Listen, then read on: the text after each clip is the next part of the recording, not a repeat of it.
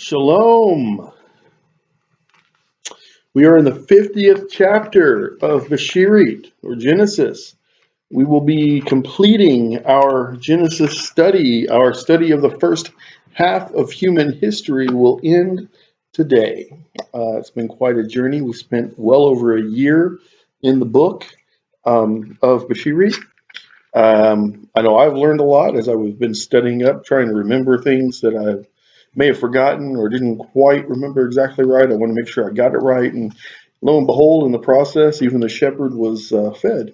I've learned a great deal. So I want to thank everyone out there for joining me on the journey. And kind of bittersweet to be coming to the end of the journey. That just means we'll have to start another one next time.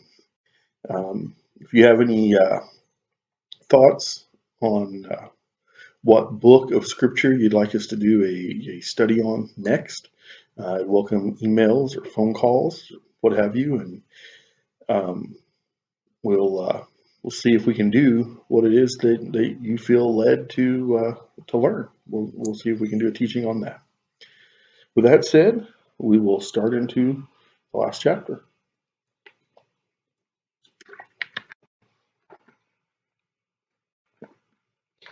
It says, Yusef flung himself upon his Abba's face and wept over him and kissed him. Then Yusef ordered the physicians in his service to embalm his father, and the physicians embalmed Yitzrael. Now, some people take offense to this, and they say, well, that's not right. Jewish tradition says you're not supposed to be embalmed. You're supposed to be buried just as you are and allowed to biodegrade.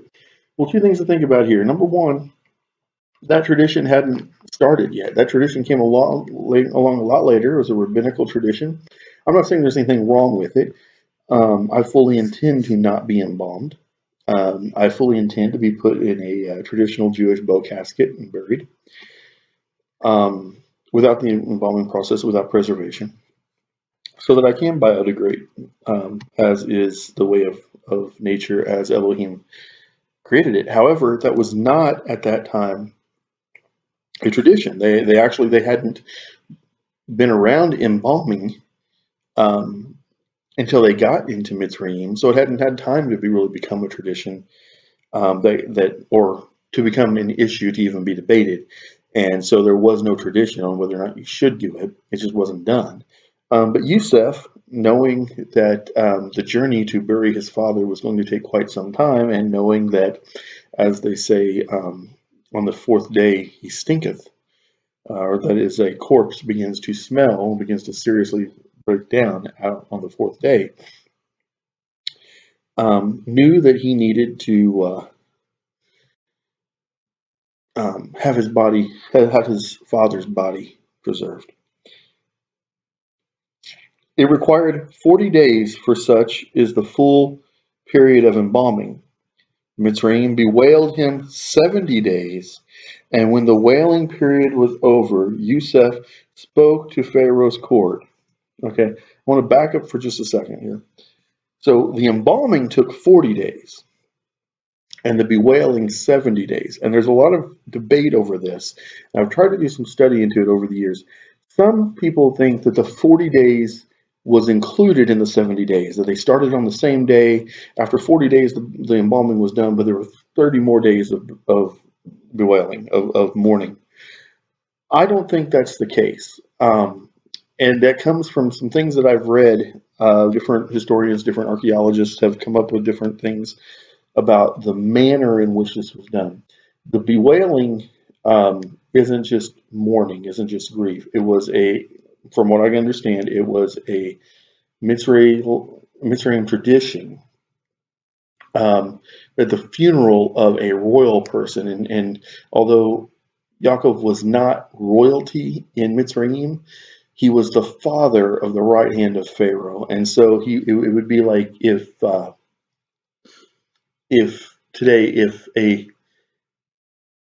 king in some country died,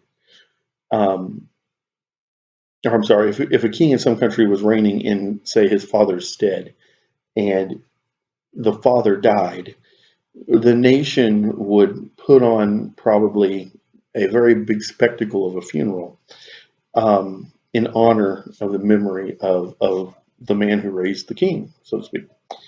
Um, and so there's just and people would say, well, that's because the father of the king would be royalty.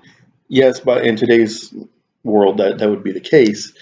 You have to remember, in that time period, nations weren't as rigidly structured, as far as passage of leadership from one generation to the next as what they are today.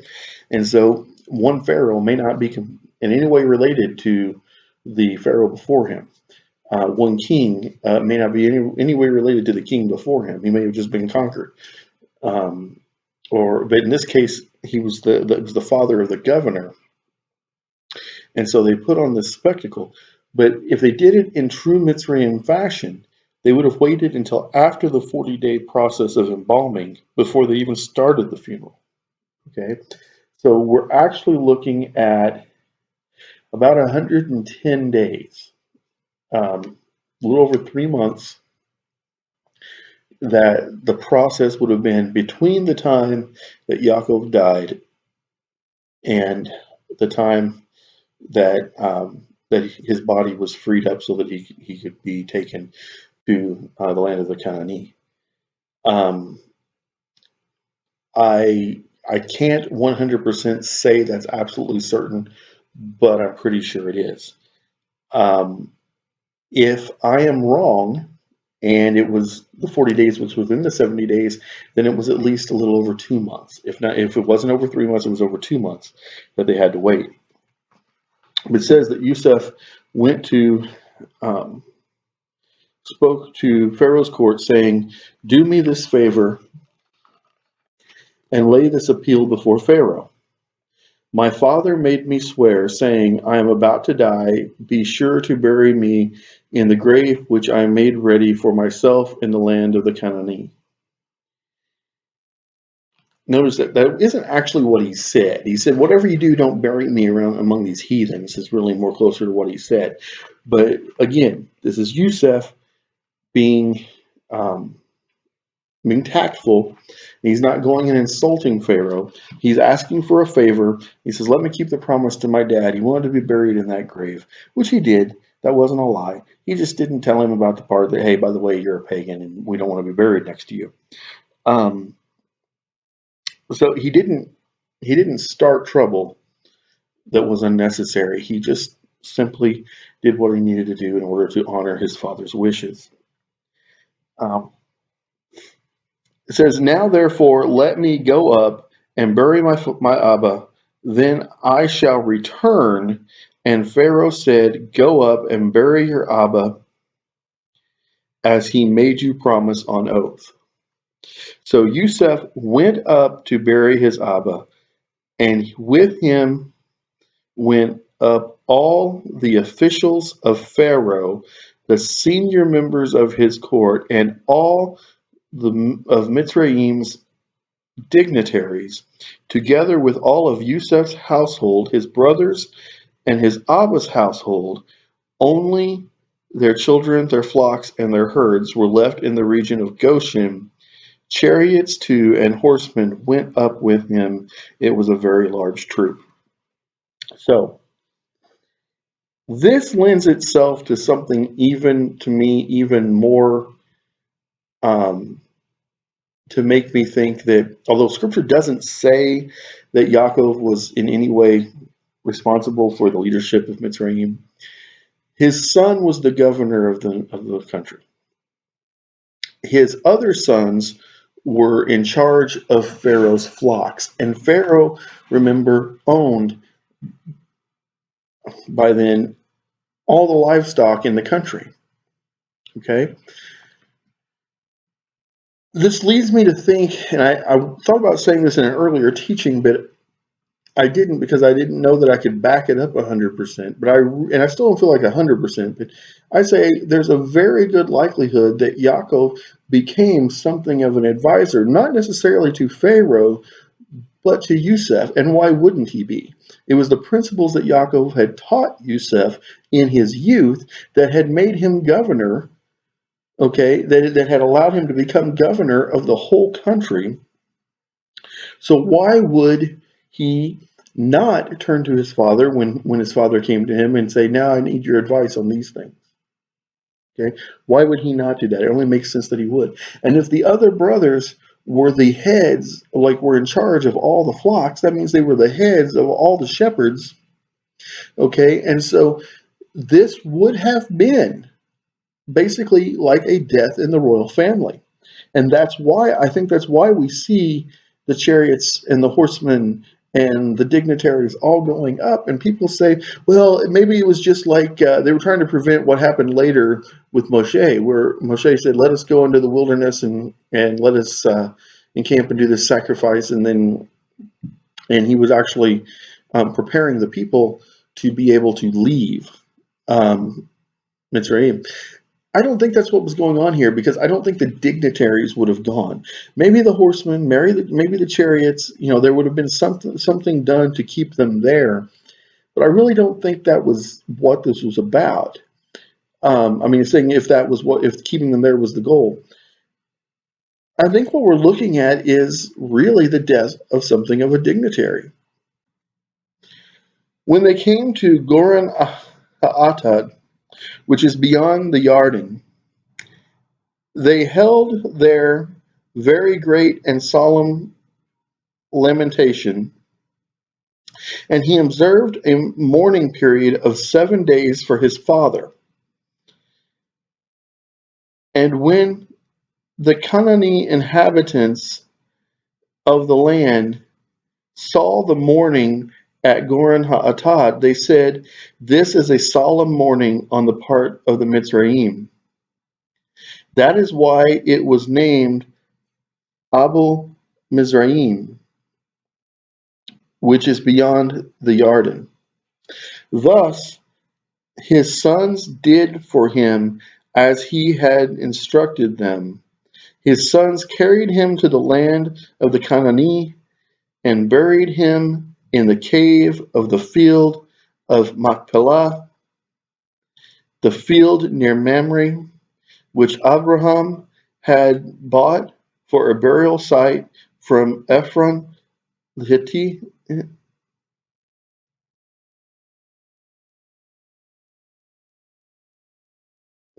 After burying his Abba, Yusuf returned to Mitzrayim, he and his brothers and all who had gone up with him to bury his father. When Yusuf's brothers saw that their Abba was dead, they said, what if Yusuf still bears a grudge against us and pays us back for all the wrong that we did him? So they sent a message to Yusuf. So Yusuf has embraced them, loved them, said he forgave them, provided for them, saved their lives, and they still think that he's mad at them. But instead of going like a brother should, face to face with the brother that they think they know they've wronged, but they think he still bears a grudge, they send a message to him. It says, before his death, your Abba left this instruction. So shall you say to Yusuf, forgive, I urge you, the offense and guilt of your brothers who treated you so harshly. Therefore, please forgive the offense of the servants of the Elohim of your Abba. And Yusuf was in tears as they spoke to him. So why was he in tears? Was he in tears because these words were said by his Abba? I don't think so. I don't even know that Jacob said these words exactly. I think he had spent years encouraging them, saying, you need to go down and go over there and talk to your brother and make right with him. And they had never actually done it. And so they expressed to him what had been expressed to them probably over and over and over. He lived 17, Yaakov, after he got there, lived 17 years in the land. In the 17 years, these other brothers have never apologized for what they did, rightfully. or what they wrongly did to their brother, it would have been rightful for them to apologize. Um, that his brothers went to him themselves, flung themselves before him, and said, "We are prepared to be your slaves." But Yusuf said to them, "Have no fear. Am I a substitute for Elohim? Besides, although you intended me harm, Elohim intended it for good, so as to bring about the present result, the survival of many people. And so, fear not, I will sustain you and your children." Thus he reassured them, speaking kindly to them. Imagine that. They did him wrong. They sold him into slavery. They lied about it, said he was dead, kept him from his father and his other brother for all the years that he was in Mitzrayim. They come to him begging, not knowing that it's him. He saves them from death, sets them up in business, basically, makes them important people in the kingdom. They still think he bears a grudge against them 17 years later. They finally kind of make an apology and they say, "You know what, we will be your slaves." And only because their father was no longer there, they were still looking at Yaakov as their protector. And all along, Yusuf was the one that Elohim was using to save them. So Yusuf and his Abba's household remained in Mitzrayim. Yusuf lived 110 years. Yusuf lived to see children of the third generation of Ephraim. The children of Machir, son of Manasseh, were likewise born upon Yusuf's knees. At length Yusuf said to his brothers, "I am about to die. Elohim will surely take notice of you and bring you up from this land, to the land that he promised on oath to Abraham, Yitzhak, and Yaakov." So he saw the third generation of Ephraim's children. His great grandchildren sat on his knees. And it says he turned to his brothers and said, "This is going to happen." I don't really believe he was turning to his older brothers. I'm sure most of them, if not all of them, had passed on by then. He was turning to the rest of the nation. He's saying, Elohim's going to bring you up out of this land. He's going to bring you to a better place.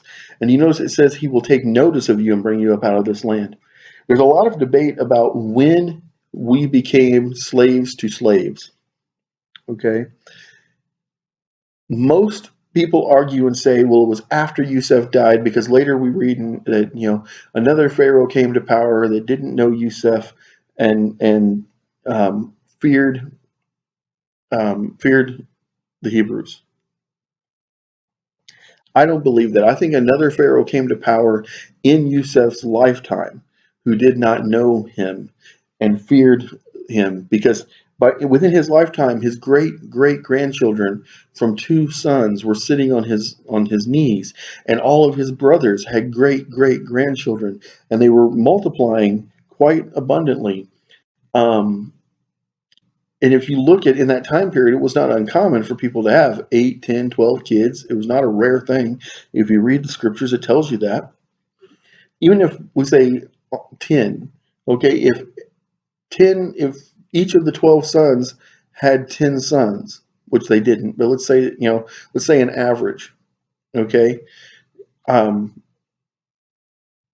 Let's just say each of the 70 people who were there had an average of 10 descendants each generation. You're looking at thousands and thousands of descendants now. And it would make sense that a new pharaoh who did not know Yusuf and his wisdom and how he had advised the prior pharaohs would have feared that. that those individuals would rise up and become an army, and so further knock them down the social status ladder to make them slaves of slaves. And I think that's it. I do believe it happened in Yusuf's lifetime. I believe that's what he's referring to when he says that Elohim will surely take notice of you and bring you up from this land to the land that he promised. Um, it says, so Yusuf made the sons of Yisrael swear, saying, when Elohim has taken notice of you, you shall carry up my bones from here. If what I'm saying is wrong, if we had not by that point become subjective to the point of being the slaves of slaves, like we are at the beginning of the next book of Torah, then I have to wonder, okay, why could they not just take his bones up then? And I also have to look and see that he lived to be a very old man. And his, I would have to sit down and do the math, but we were only there for 430 years. He's well over 100 years old now. His great great grandchildren may have lived, may have heard him speak of what was to come, and still been alive at the time of the Exodus. And so it's very likely that the reason they were crying out, some of them were crying out to Yehovah Elohim for deliverance, is not that they suddenly discovered Elohim or some ancient legends of their forefathers about him, okay, as some people have tried to write it off, but that they had sat at the feet of Yusuf and had heard of the marvelous things of Elohim when they were young, and then lived to see the day of the redemption. Yusuf died at the age of 110 years, and he was embalmed and placed in a coffin in Mitzrayim. So